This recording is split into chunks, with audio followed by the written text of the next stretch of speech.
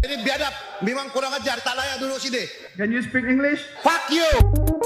खुलुम इस वीडियो को 18 years old के नीचे के बच्चे लोग ना देखें क्योंकि इस वीडियो में बहुत सारा गाली का इस्तेमाल किया गया है। तो दिनै जोङो बर'नि गेजेरनि मोस्ट टेलेन्टेड लाइकी स्टारफोरनि भिडिअ नायलांनि। सिगाङाव इसोरनि नाम लानानै लेट्स स्टार्ट द भिडिअ। जय खेरी बाबानि जय। आइए देखते हैं बैठचंद मजा आएगा।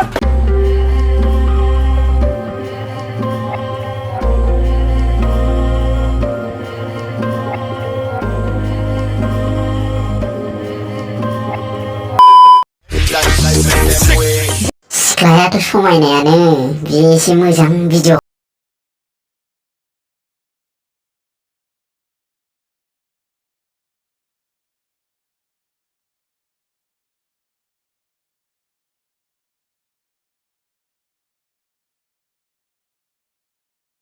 बेलाय मा जाखो बिनि आखाइनि इसाराखौथ' बारा मोजां मोनाखिसै आं।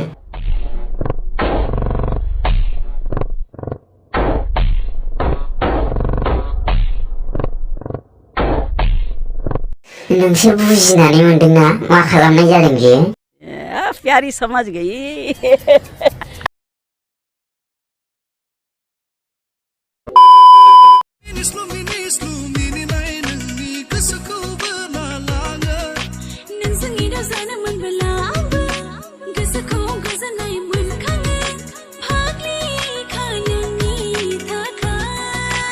ओ बहन जी। बहन किसको बोला भेंटचोद? ओके ओके ओके ओके बहन नङा डार्लिंग।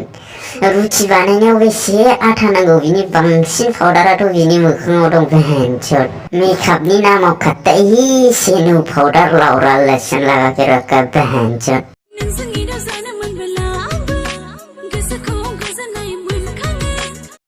आरे एदाव जानो गावसोरनो लुगैयो एदावब्ला जोंहासो दाउला गुन्दा बैथाला जायो। और गुस्सा कैमरा के अंदर बहनचोद नोंनि मोखाङा मेकआप दाफबनानै समायना जाबाय बिनि ओंथिया बे नङा खि केमेरानि सिङावनो हाबहैगोन मादारचोद। आंहा मा जाखो नोंखौ नायना आं गावनो बुंनो हाला नोंखौल' नुबायनो थायो। आरो बे चुटिनि खानायावलाय सोर सुनै फोननानै होखो? सुनै नङा बियो खालासो लाउरे काबाल। आच्छा खालासो आंलाय सानदों हिनजाव खावनो थांनायाव सोरजोंबा सुनैसो फोननानै हरजादों होननानै। ओले काबाल दुनिया ही अजीब है स्टाइलनि नामाव सोरबा बेबायदि गानदों सोरबा बेबायदि देलायदों आरो सोरबा खानायाव सुनै बायदि कालार फोननानै ला।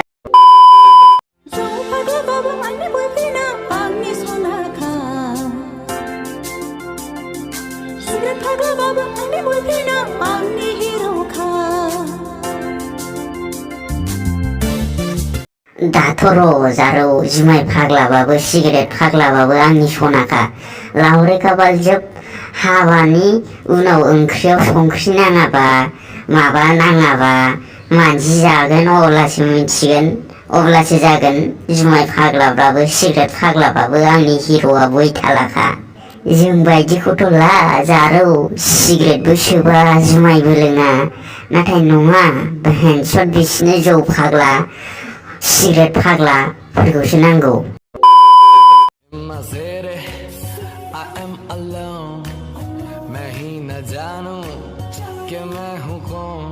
लौड़े हो तुम वो भी टेढ़े वाले।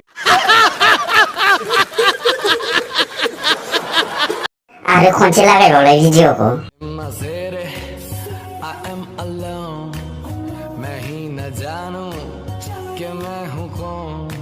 लाउरे काबाल खुद को ही मालूम नहीं है तो इस दुनिया में क्यों आया है बे? मा सिख्लाफोरनो गाइखेर दाखाल' जाहोनो फैदों नामा नों मादारचोद? ओइ आं दिनै जोबोद खुसि। मानो? आंनि जुलिया थिग जाबाय। गाबोन समफोरनो आंखौ लांफैसिगोन। नों आरो आंजों गेलेनो मोननाय नंलिया।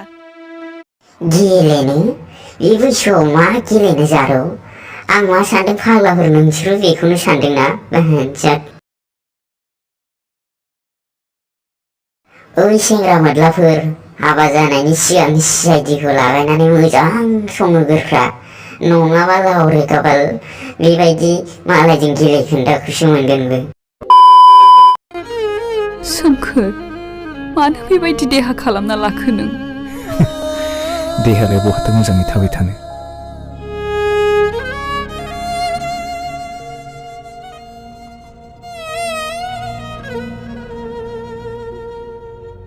नोंना फिसाया बेनो ना? हाय हाय बे एपिसडनि एक्टिंखौ नुनानै गाबनोसो ओंखारलायलांदों। अजय अक्षय नाबास गासिबो एक्टिंआव फैबाय बे एपिसडनि सिगाङाव। मेरे को पता नहीं था यार बेबायदि गोदोनाखौ दाउथु बायदि इउ इउ खालामनानै बांगाल बुरिनि सारि गिजिजों खनले खनले मोखांखौ फुगारबाय थानायाबो टेलेन्ट होननानै। आरो बे हेन्डशट एक्टिंखौ नुदों ना मोखाङाव एक्सप्रेसन दं ना लिपसिं गोरोबदों। बर्बाद है तेरा लाइफ बहुत चढ़ेगे। जुदि नोंसोरो बे भिडिअखौ नायनानै मोजां मोनदोंबा मोनसे लाइक हो आरो चेनेलखौ साबस्क्राइब बानायाखैबा प्लिज प्लिज प्लिज साबस्क्राइब बानायनानै ला आरो खाथियाव जा बै घन्टानि सावगारि दं बेयाव बुनानै अल नोटिफिकेशनाव सेट खालामनानै ला ताकि मैं जब भी आप लोग के लिए नई वीडियो लेके आए तो सबसे पहले आप लोग देख सके और इस वीडियो को जितना हो सके शेयर कर।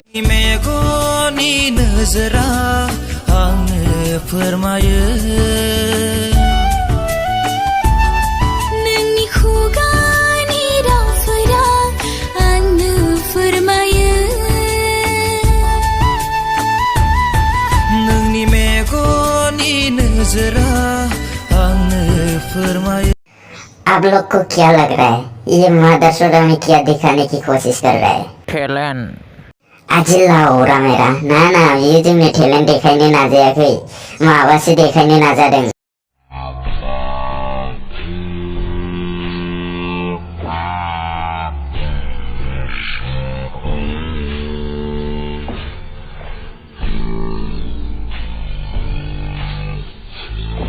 आरो बेबायदि शक्तिमान बायदि गिदिं गिदिं बाराव किस खालामनाया बबे फिफा खर'नि टेलेन्ट जाखो? हाजाराव नोंना बिखाया हिमालय हाजो बायदिखाय बे नङा कि गिदिं गिदिं फारफ्रोमथिंनिफ्रायबो देखायबाय थागोन जोंनो। वैसे लड़की सुंदर था ना। होमबा दिनैनि थाखाय एसेनोसै लोगो मोनफिनगोन गुबुन गोदान मोनसे भिडिअआव।